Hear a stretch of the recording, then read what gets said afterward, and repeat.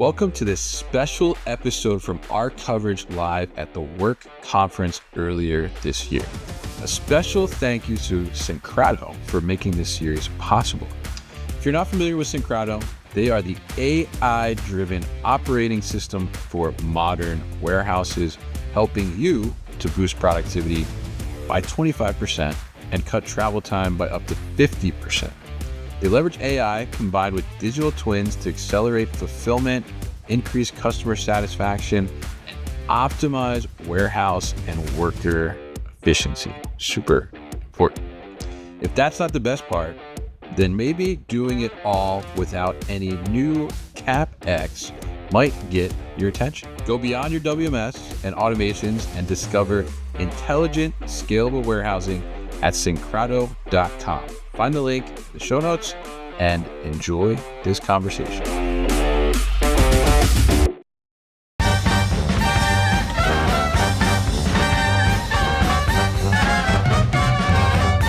Hey, it's Kevin with the New Warehouse podcast on site here at WERC 2025 in New Orleans. And I just got done seeing this electric presentation from this man sitting next to me here talking about active shooter situations and how to plan for them. And I said, he's got to come over here. He's got to come on the podcast because I think this is a incredibly important topic for people in all realms, but especially in a warehouse environment as well. So this is Bubba Fatula. He's of the Fatula Company. He's got a long history in law enforcement and military as well, right? And understanding these types of situations. So, Bubba, how you doing? Good, thank you. I appreciate you showing up for the presentation. Thank you. Yeah, absolutely. I met him last night, and he hooked me in. I guess he got me interested. So that was the goal, right? Yeah. Go talk to everybody, make them show up at my training. So, yeah. Definitely. So this is a little bit of a different topic than we typically talk about on the podcast, but I think it's one that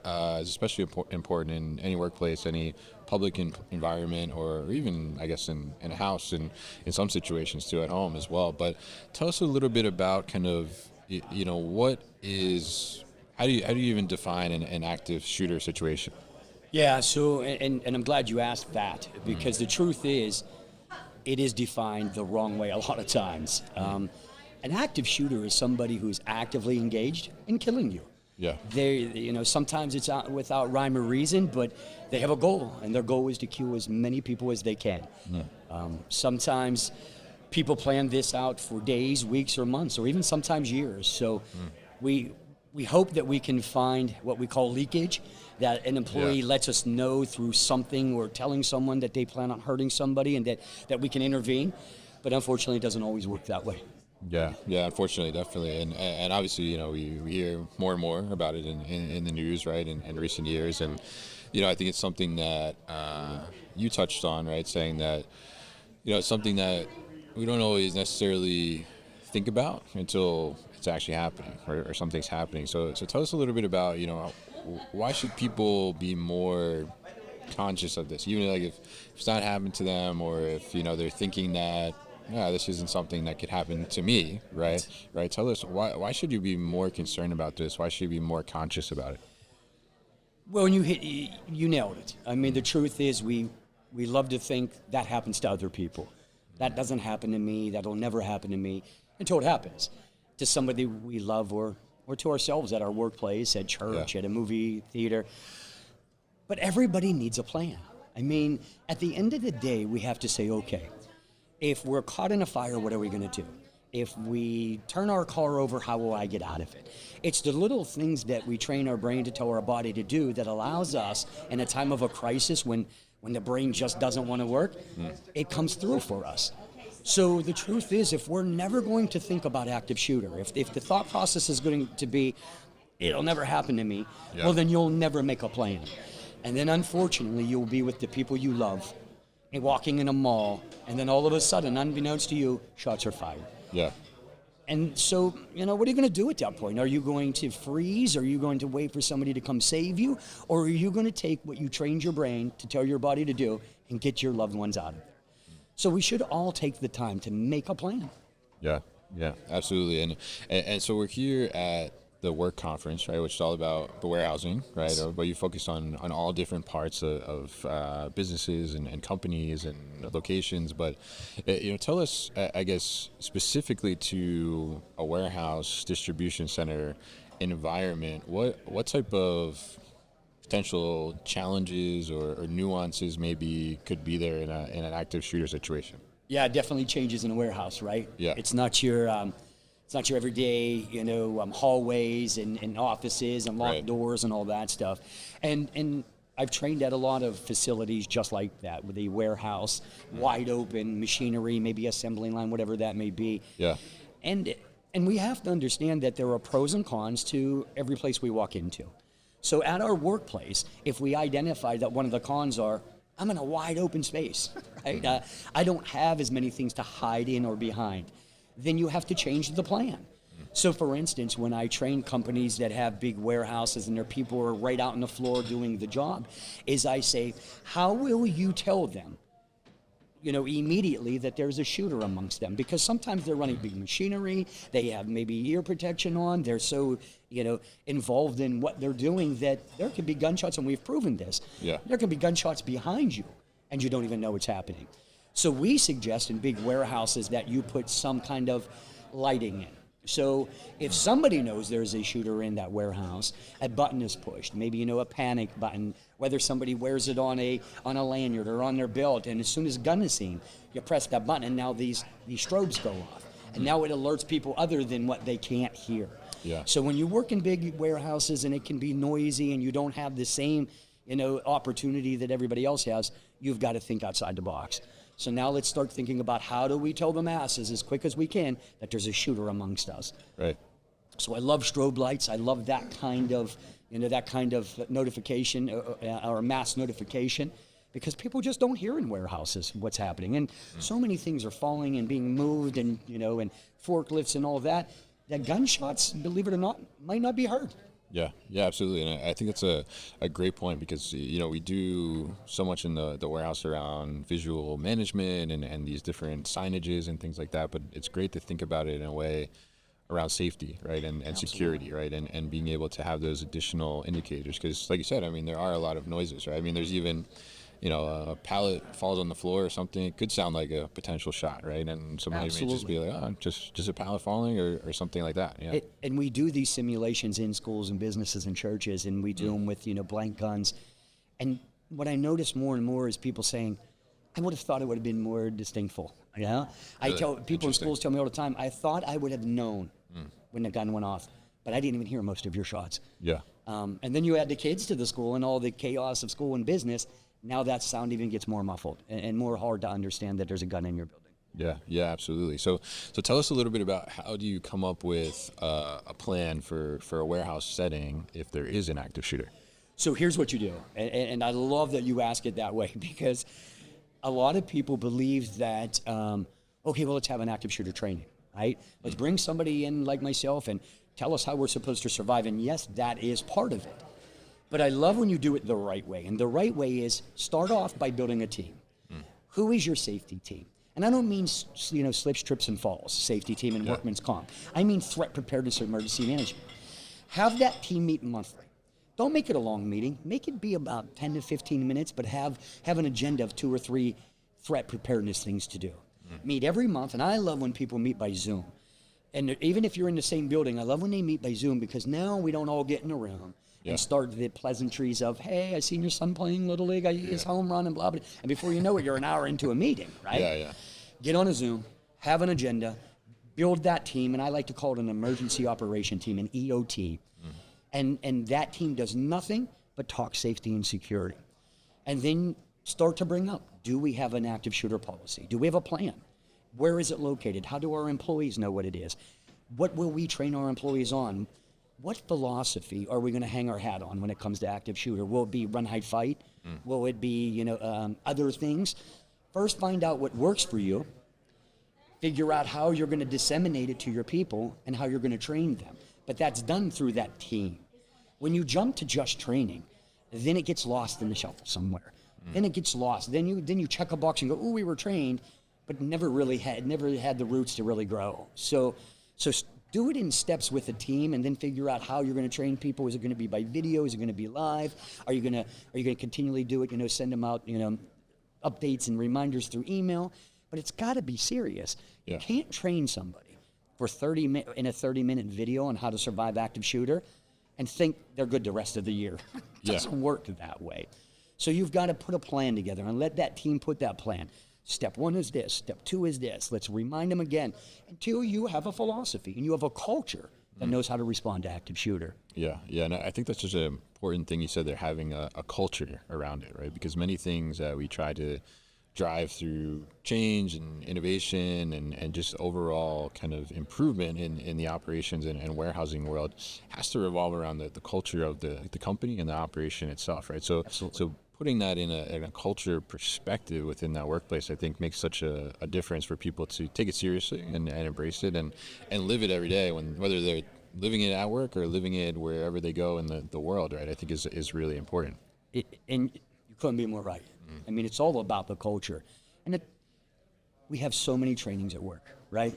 There's so many checkbox trainings that we do. Yeah. And, here's this mandatory training. Here's this mandatory training. If active shooter, if surviving somebody trying to kill you at your workplace is just checkbox for you, then it's never going to save lives. You need to bring somebody in that when they're done training you, they honestly walk out of a room feeling empowered to say, I don't ever want to be involved in an active shooter event, but if I am, I feel like I have a plan now. Yeah. I mean, if that's the training, then you stand a better chance of those people going home to the people that they love and the people that love them. If it's a checkbox training that you go, hey, we met this standard of training, it's never going to save anyone. It's just not. Yeah, absolutely. Now tell us a little bit about kind of the plan when there is an active shooter, because you have some good views that I just heard in your talk, right, about kind of what we've traditionally understood or been taught when there's some type of situation going on. It's not really the right thing to do. So tell us kind of your philosophy. Yeah, so I realize as I travel the United States and I have an opportunity to be in schools and churches and businesses and sports teams, and they all have the same perception. And the perception is what they've learned in school. You heard me say we don't know what we don't know. Yeah. So when we think we don't know any different until somebody tells us the right way, hopefully, and then our brain goes, oh my goodness, I just didn't know. And what I mean by that is we have gone years and years in our schools and at our businesses where we say, if there's a shooter inside your building, get up under a desk. Go in the corner of the room and put your head between your knees. The police are coming to save you. Those aren't survival skills. Those are die skills. Yeah. Empowered people with survival skills never get up under tables. They never hide in places that make them vulnerable. Instead, we need to hear empowering training such as, don't get up under a table. As a matter of fact, if somebody's going to come through your door of your office, then get on the interior wall, get something in your hand, and be ready to fight for your life. Yeah. When barrel comes through the door and you already know what the objective is of the bad guy, then you strike that bad guy as hard as you can, right in the bridge of his nose, with your fist, with whatever you have, in hopes that the force that you fight with makes the bad guy drop the gun, fall to the floor, knock him out, incapacitate him, whatever that is. But you get one chance at this. Yeah. And you have to be in the right position to do that. And it's never going to happen from underneath a desk, a table, or in the corner of the room.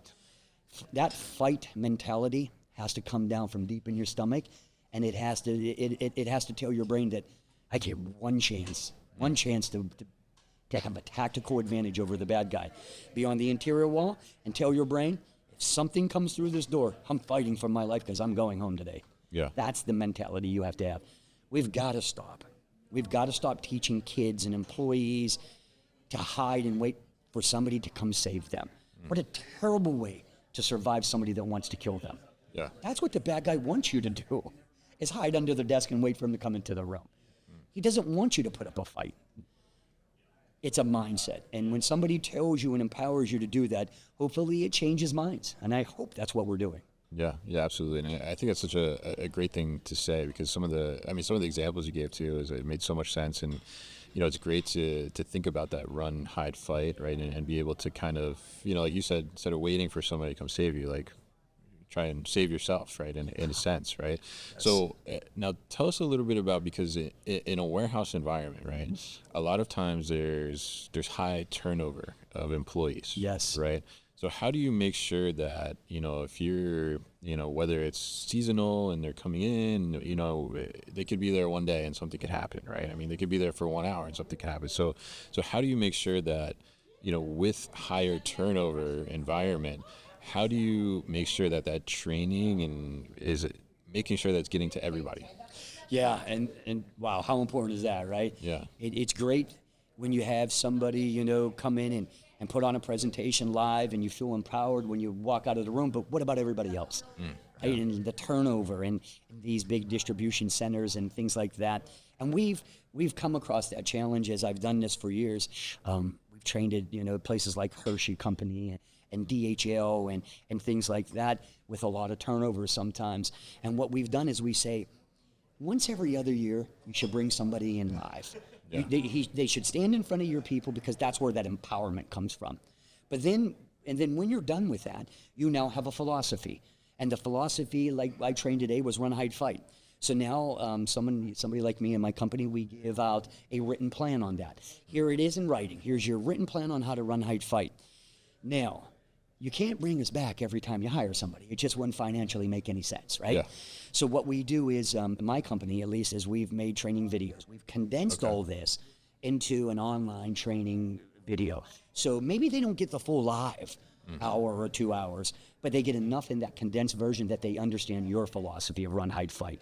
You can sit back as ownership or administration and say, they get it until they get the live, right? So, but then on, first day orientation, or it's part of any other orientation you do with them. Let them see the video, let them see what it means to run, hide, fight, and then hopefully they stick around for the live the next time it comes. Yeah. But that's the best way to do it because you just can't have a live presentation every time somebody comes on board. Yeah, absolutely. Yeah. And sometimes you have new people starting every day. Sometimes in warehouses. So yeah, I think that's a great thing to be able to have that additional resource to tap into, and then have that overall kind of refresher every other year, like you said, live. So really interesting there. And one thing you talked about too is, when there's an announcement, right, that something's happening, right, there tends to be chaos sometimes, right? And if you're in a warehouse, right, I mean, I think the chaos can be heightened a little bit, but also the safety aspect can be more in play. Like we talked about some of the machinery that's in there, with forklifts moving around, people start running and somebody doesn't hear, and then you have a whole nother potential risk issue there. So how do you avoid the chaos as an individual and also as a group? Yeah, so chaos grows when more and more people don't have a plan. We prove that time and time again through years when there's some kind of crisis or disaster or some kind of emergency and incident. When we keep adding more people that don't have the answer to the problem, then chaos just grows. So you hear this all the time. I hear people in training say, you gotta stay calm, right? Yeah. You gotta stay calm. Well, there's a shooter. Yeah. There's somebody with a gun who is trying to kill me. Mm-hmm. See, calmness isn't something that we switch on and off. Calmness is a result of being trained. Police officers and firemen and people that work in the medical field, when they go on these hectic scenes and we wonder how they perform the tasks that they perform without getting caught up in the chaos, it's because they've been trained prior to going on that scene. And all of a sudden their brain takes over and it tells their body what to do, and they do their task and then walk away from it and almost don't realize that they had the capacity to do that. They walk away. I've had officers involved in shootings, and I said, tell me what happened. And they're like, well, and they go on with the story, and then they see the body cam and go, I didn't even know I did that, but it was right. Yeah. Right? So you control chaos by having a plan. And the more people that have plans, less chaos then occurs. When you put people in a room and they're screaming and they're hollering and they're running and they just don't know what's next, that's when people get hurt. That's when the bad guy has an advantage. And I always like to say this. I always say, either you have a plan or you become part of the bad guy's plan. So having the plan controls chaos and keeps you calm.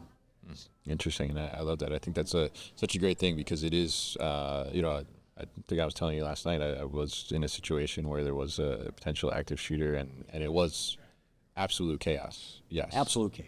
definitely. And I think what you're teaching is such a great thing to do. And some of the examples you gave in your talk too were really enlightening on driving that message home. And I think it's really great that you're doing this and bringing awareness around this. And I'm happy we could get you on here to talk a little bit about it and hopefully spread some more additional awareness. But if people are interested in learning more from you or maybe getting some trainings, what's the best way to do that?